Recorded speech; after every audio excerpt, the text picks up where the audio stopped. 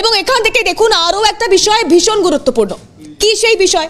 আমরা দেখেছিলাম যে 5ই আগস্টের দিকে যদি আমরা ফিরে যাই তাহলে মার্চ টু ঢাকা কর্মসূচিতে বৈষম্য বিরোধী ছাত্র আন্দোলনের এই মার্চ টু ঢাকা কর্মসূচি, যেখানে রীতিমতো তছনছ হয়ে গিয়েছিল বঙ্গভবন, তছনছ হয়ে গিয়েছিল গোটা বাংলাদেশ।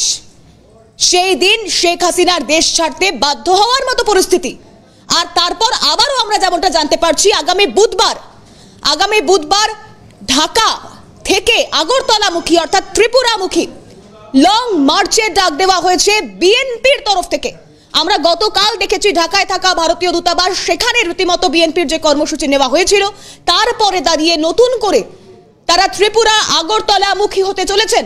অর্থাৎ বেশ কয়েকদিন আগে ত্রিপুরায় থাকা বাংলাদেশের ডেপুটি হাই কমিশনের হামলার ঘটনা এবং সেই ঘটনার পর রীতিমতো তেতে ফুঁড়ে উঠেছে গোটা বাংলাদেশের এক মহল এবং সেখান থেকেই পরিস্থিতি পর্যায়ক্রমে দাঁড়াচ্ছে। তাতে আগামী বুধবার লং মার্চের ডাক দেওয়া হয়েছে বিএনপির তরফ থেকে এবং সেখান থেকে বুধবারের ছবিটার দিকেও আমাদের নজর থাকবে যে বুধবার ঠিক কি পরিস্থিতি। কারণ বিএনপির তরফ থেকে এই মুহূর্তে ত্রিপুরা আগরতলামুখী হওয়ার ডাক দেওয়া হচ্ছে। ঢাকা থেকে এই লং মার্চ এগিয়ে যাবে একটু একটু করে আগরতলার দিকে। আর এই গোটা বিষয় নিয়ে আমরা আপডেট নেওয়ার চেষ্টা করব। আমাদের এডিটর ভাস্কর দত্ত রয়েছেন এই মুহূর্তে আমার সঙ্গে টেলিফোন লাইনে। ভাস্কর, একদিকে গতকালও আমরা দেখেছি ঢাকায় ভারতীয় দূতাবাস, সেক্ষেত্রে সেই ভারতীয় দূতাবাসকে কেন্দ্র করে বিএনপির কর্মসূচি, অন্যদিকে আরও একটি নতুন করে কর্মসূচির ডাক দেওয়া হচ্ছে যা ঢাকা থেকে ত্রিপুরা আগরতলামুখী হতে চলেছে। বিএনপির তরফ থেকে এই লং মার্চের ডাক, কি আপডেট রয়েছে?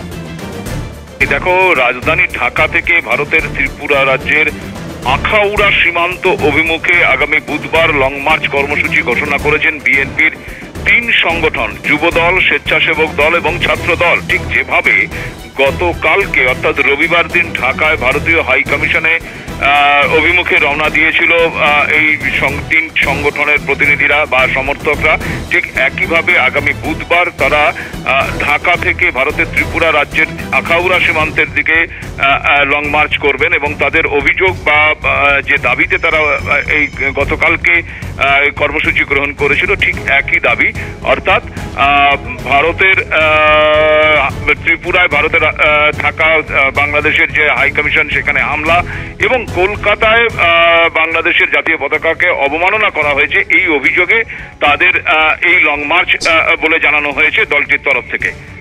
দিদি,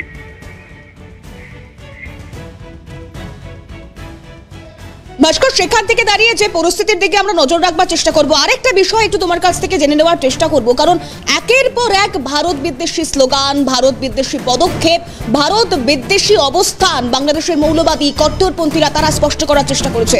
ইউনূস সরকার, ইউনূসের অন্তর্বর্তী সরকার, বিএনপি সহ অন্যান্য রাজনৈতিক দলগুলি তারাই একইভাবে এই সময় দাঁড়িয়ে যেভাবে ভারত বিদ্বেষী স্লোগান তুলতে শুরু করেছে, সেই পরিস্থিতিতে এই ঢাকা থেকে আগরতলামুখী হওয়া বা ত্রিপুরামুখী হওয়া এই কর্মসূচিকে অন্তত রাজনৈতিক দিক থেকে দেখতে গেলে বা কূটনৈতিক দিক থেকে দেখতে গেলে কিভাবে দেখা যাবে?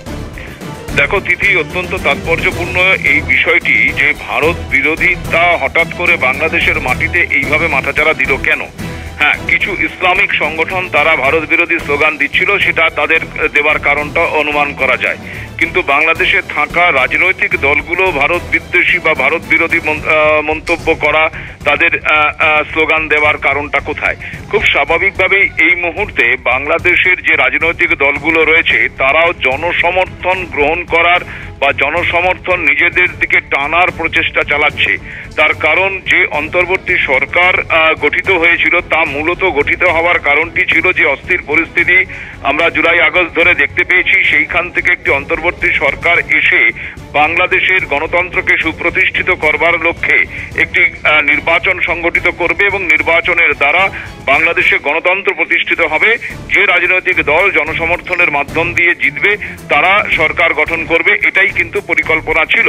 কিন্তু মোহাম্মদ ইউনূস, যিনি এই অন্তর্বর্তী সরকারের প্রধান উপদেষ্টা হিসেবে এই মুহূর্তে রয়েছেন, তিনি বাংলাদেশে সাধারণ নির্বাচন করার ক্ষেত্রে এক পাও এখনো পর্যন্ত বাড়াননি বা স্টেপ আউট করতে চাইছেন না বলেই মনে করছেন।